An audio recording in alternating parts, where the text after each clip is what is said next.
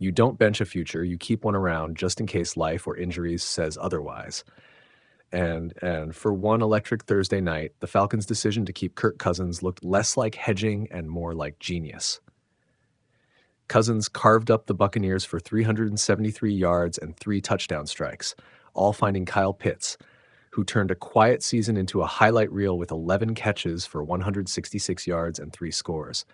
The game ended on a 43-yard Zane Gonzalez field goal as time expired, a 29-28 finish that left Tampa Bay reeling and Atlanta celebrating a comeback nobody thought they'd see.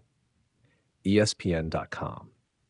From the opening whistle, this felt like one of those games that would live in the memory, not because it was clean, but because it was gloriously messy. Pitts decided to have the best half of his life in the first 30 minutes. 111 yards and 2 touchdowns before halftime, turning the tight end into a mismatch factory and completing a Hail Mary for his fantasy owners. He and Cousins found a rhythm the Buccaneers couldn't solve. Timing routes, contested catches, and throws that landed like invitations the defense couldn't refuse. That first half explosion built a 14-13 lead and set the stage for a fourth quarter thriller. NY Post, then the penalty flags came out like someone flipping the table mid-party. Atlanta's sloppy discipline, a boatload of penalties, including an illegal contact that erased a third down stop and handed Tampa a fresh set of downs, turned promising defensive stands into extended drives for Baker Mayfield and company. By the third quarter, mistakes snowballed. A Bijan Robinson fumble, penalties that kept drives alive, and a Buccaneers surge that turned a 2-point gamble into a 28-14 lead. For a while, it looked like the Falcons were handing the game to Tampa on gilded silver platters. Yahoo Teithao. But football is a long movie with weird editing choices, and the Falcons found a way back not because they stopped screwing up, but because they refused to quit. A fluke? 3 Buccaneers failing to secure a fumble recovery at a critical moment handed Atlanta life. Pitts battled to the pylon on a contested catch that officials ruled inbounds.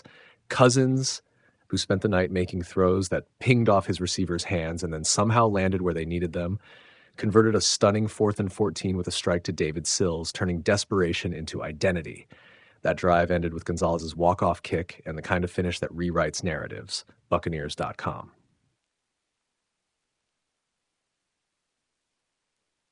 It's worth pausing on the tight end miracle here. Pitts' performance wasn't just a good night. It was a season reframing.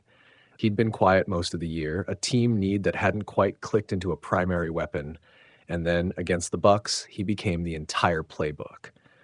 When a tight end draws 166 yards and 3 touchdowns, defenses can't simply double someone else and hope it works. Suddenly, Atlanta has a blueprint. Throw to the mismatch, create movement in key moments, and let Cousins, who knows how to slice a defense with surgical patience, finish the job. Buccaneers.com. For Tampa Bay, the loss lands like a gut punch. The Bucs fall to 7-7 and now sit dangerously close to losing the division and control of their playoff fate. This wasn't a blowout. It was a game they led, a game where they had opportunities to close, and a game where a few missed tackles and a failed 2-point conversion carried outsized consequences.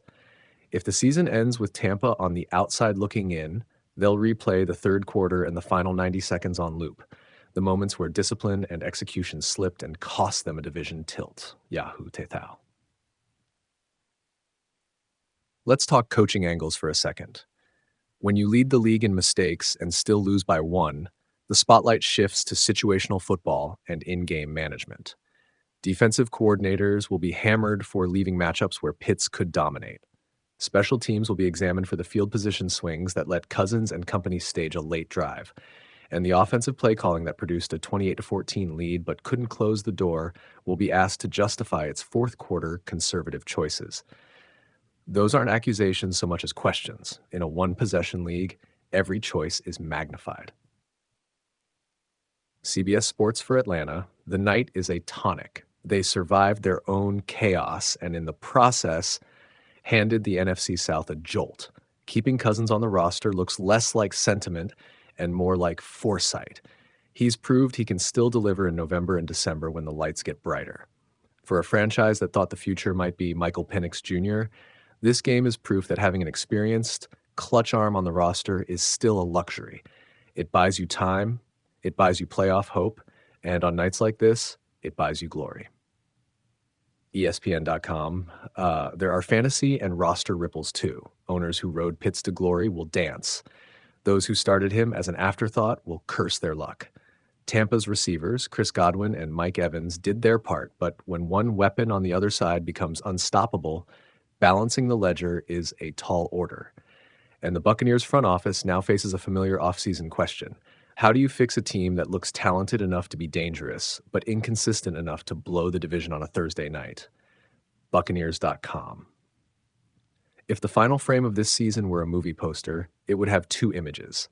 One of Kyle Pitts hauling in a contested catch, arms stretching like he was stealing time. The other of Buccaneers defenders staring at a scoreboard that for one terrible second said 29-28. Football is merciless that way. A single play, a single penalty, a single missed tackle can tilt destinies. And that's the brutal poetry of December football. Small moments, enormous consequences. Buccaneers.com.